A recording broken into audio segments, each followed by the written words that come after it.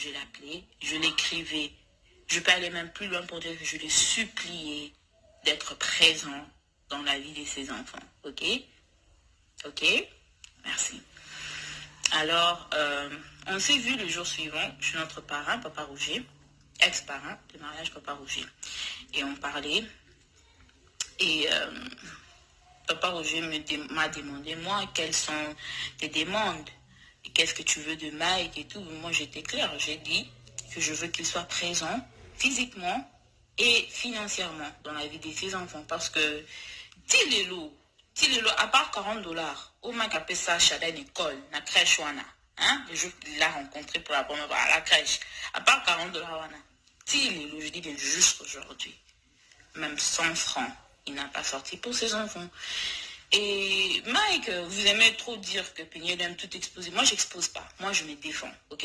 Parce qu'il y a des gens qui passent et qui disent tout ce qu'ils veulent dire, ils racontent. Même avant même de parler de l'infidélité, il y avait des photos de Mike qui circulaient sur l'internet que ses ex-copines avaient exposées. Et tout le monde pensait que parce que c'était moi l'épouse, que c'est moi qui avais exposé les photos. Donc cette communauté m'a harcelé, m'a attaqué à plusieurs reprises pour des choses qui n'ont rien à voir avec moi.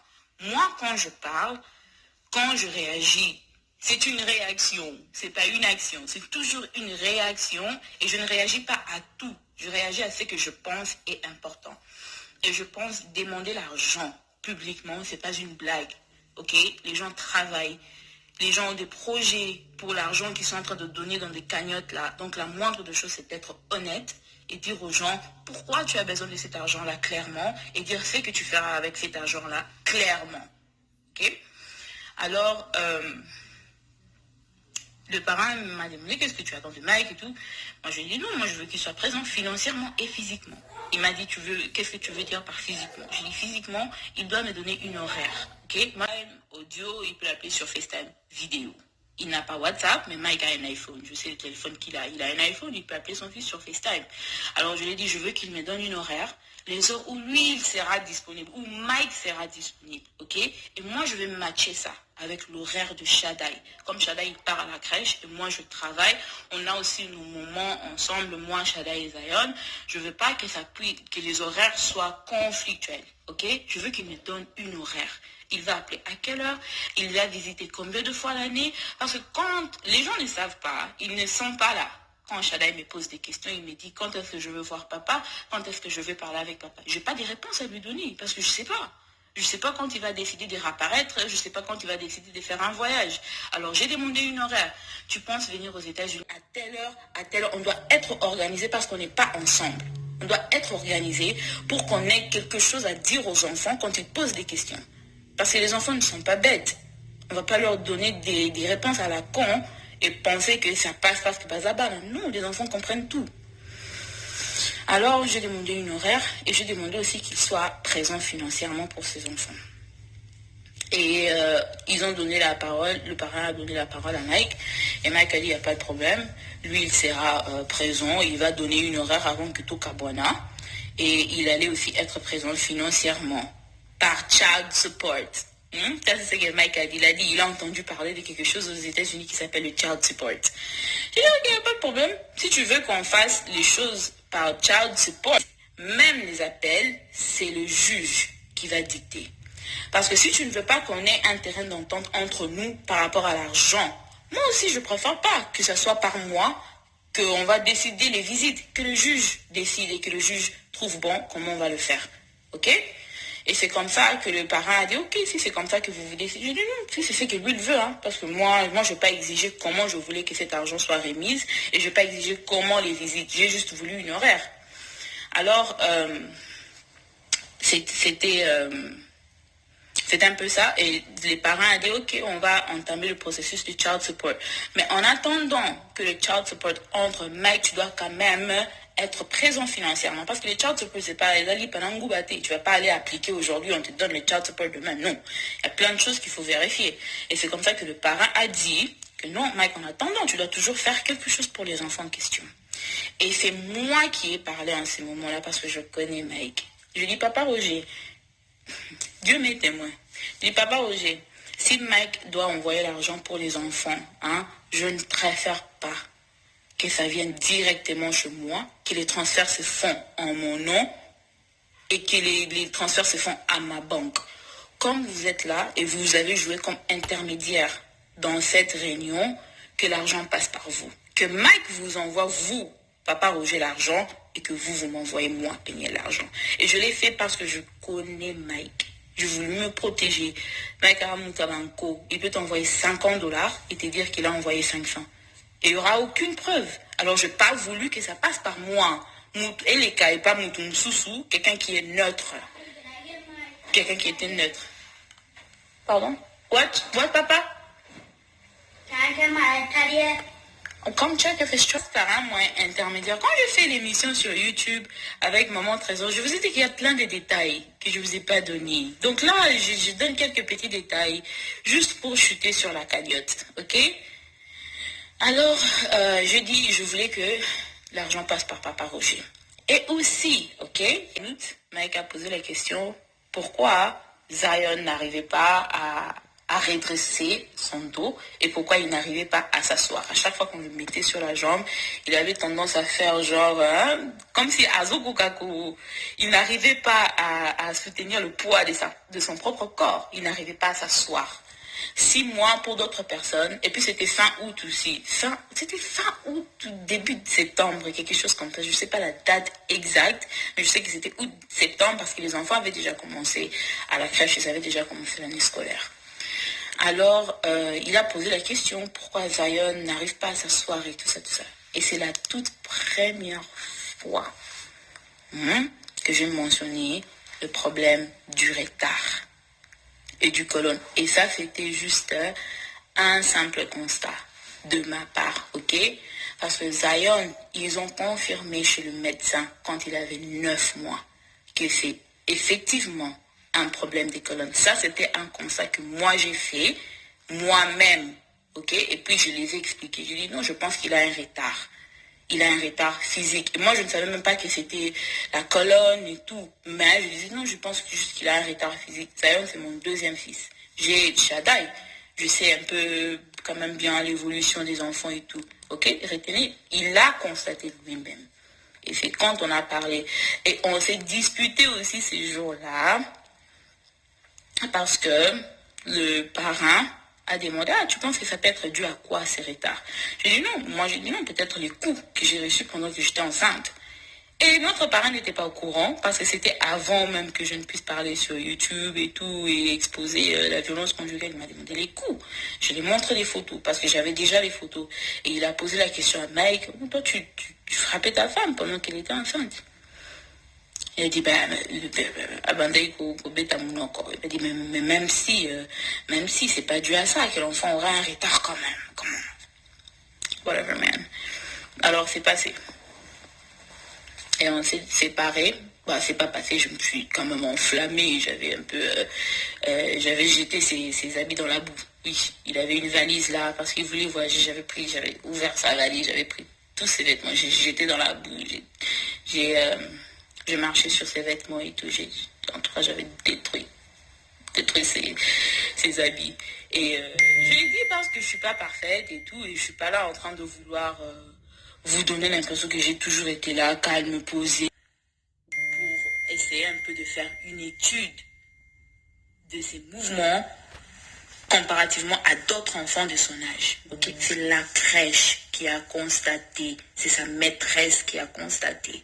Et c'est l'école, Children's Courtyard of Western Center. Vous pouvez même prendre vos véhicules, conduire, aller demander à la crèche. C'est la crèche qui est venue. Et c'est comme ça qu'il s'est senti que non, il y a un problème un peu avec ce mouvement. Il a un retard. Pas un message, aucune réaction de sa part. Ok? Alors on passe, quand je l'ai contacté pour le problème du colonne vertébrale de l'enfant, aucune réaction non plus. Alors arrêtons un peu avec et ça c'était en novembre 2019, octobre ou novembre 2019, quelque chose comme ça. Près d'une année passée. Donc arrêtez un peu avec tu as fait une cagnotte, tu n'as rien dit à son papa. Est-ce que son papa était au courant? Il était au courant. Il est au courant de choses que vous n'êtes pas, dont vous n'êtes pas au courant. Ok? Parce que même Shaddai, il a quelques complications, parfois au niveau de la peau. Vous ne le saurez jamais. Si ce n'est pas extrême, comme l'affaire de Zion était pour les soins. Alors, par rapport à la cagnotte, ok, voilà, j'avais perdu un peu comment j'étais en train d'expliquer. Zion a commencé le traitement à 9 mois. Il faisait la kiné pour son corps, pour sa colonne. Alors, quand on m'a parlé du traitement, ce qu'il allait demander pour ces traitements, combien ça allait coûter et tout, ils m'ont dit que mon assurance allait couvrir 20 séances. Ok? Donc, dans ma tête, je me suis dit, 20 séances, c'est beaucoup. Donc, on n'aura pas besoin de plus de 20 séances. L'assurance va couvrir 20 séances, c'est bon. Ok? Là, on se retrouve maintenant en juillet 2020. Zion, il a une année combien de mois? February, March, April, May, June, July. Une année, 5 mois. Il a 17 mois. Il a 17 mois. On a commencé le traitement à 9 mois.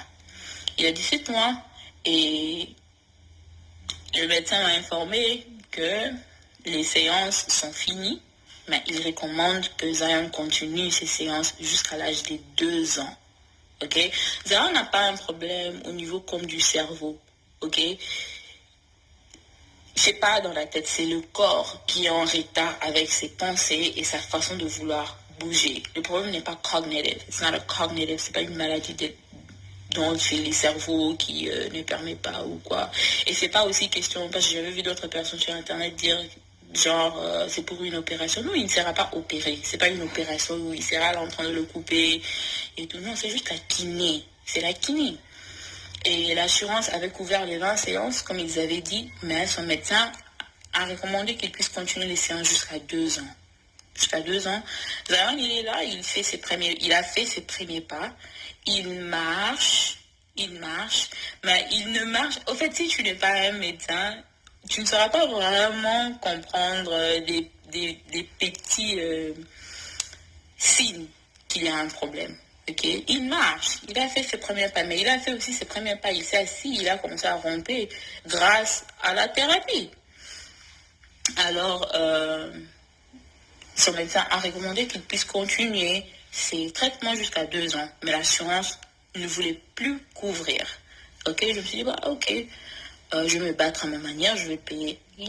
On m'a dit le prix des séances en question, c'est $350 l'heure. Pas $350 par séance, c'est $350 l'heure. Et les séances aussi dépendent aussi de l'enfant et ça dépend de comment l'enfant va réagir pendant la séance et tout. Donc, des séances normalement ne sont jamais moins d'1 heure. Jamais moins d'1 heure, ça peut être 1h30, parfois 2 heures du temps, ça dépend. Alors, mais généralement, ça va 1h15, 1h20, de trucs pareils. Je n'ai jamais assisté à une séance qui était 2 heures du temps.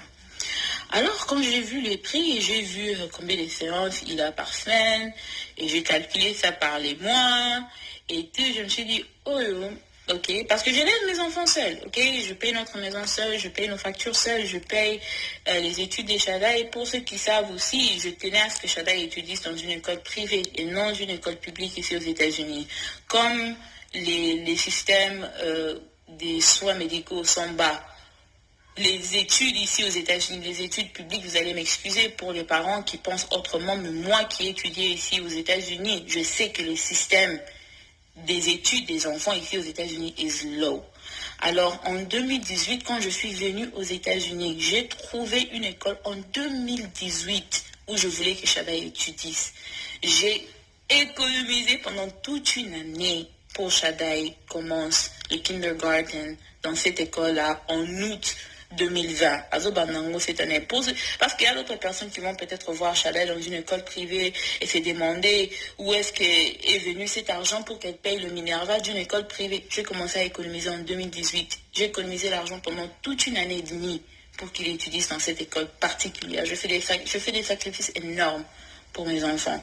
Donc, je veux pas que les gens voient mes enfants et ils voient comment ils vivent et tout. Ils disent que non, elle a fait la cagnotte pour que Shadaya qu'il ne peut pas à une telle place. Bien, elle a fait la cagnotte pour Naïbalat à telle façon. Non, je travaille dur pour mes enfants. Je travaille très dur pour mes enfants. Alors, je disais quoi même? Ouais, alors je disais, donc économiser l'argent pour les études des Shadai, payer les factures, courrier Sabaron, Kolat Sabaron. Je dois payer aussi l'assurance de mon véhicule. Je dois payer, j'ai pris un véhicule à crédit. C'est pas, j'ai pas acheté la voiture cash. J'ai pas 20 000 dollars pour déposer sur une voiture. J'ai pris mon véhicule à crédit, donc je paye par mois aussi ma voiture. Donc j'ai des factures énormes pour lesquelles je m'occupe moi-même. Moi-même, de temps en temps, il y a ma famille qui m'aide, oui, mais je ne suis plus leur responsabilité. Donc, je ne serai pas là en train d'attendre que papa sorte l'argent pour payer mon loyer. Non, je dois le faire seul. Alors, je l'ai fait. Il y a mes sœurs qui sont là, qui m'aident énormément, mais ma grande sœur Rachel, elle est dans son foyer. Elle ne va pas sortir l'argent pour vêtir Shaddai. Elle ne va pas sortir l'argent pour vêtir Zion à tout moment. Ils font ce qu'ils peuvent à leur niveau et ils font énormément au-delà de ce que je pouvais même attendre d'eux. Mais personne, et pas moi. Bon, peut-être vous, à naïveté, peut-être bien Mbongo. Moi, je paye 12 000 dollars qui est juste là pour dépenser sur d'autres soins. J'en ai pas, je veux même pas faire semblant. J'ai toujours été très claire, ok?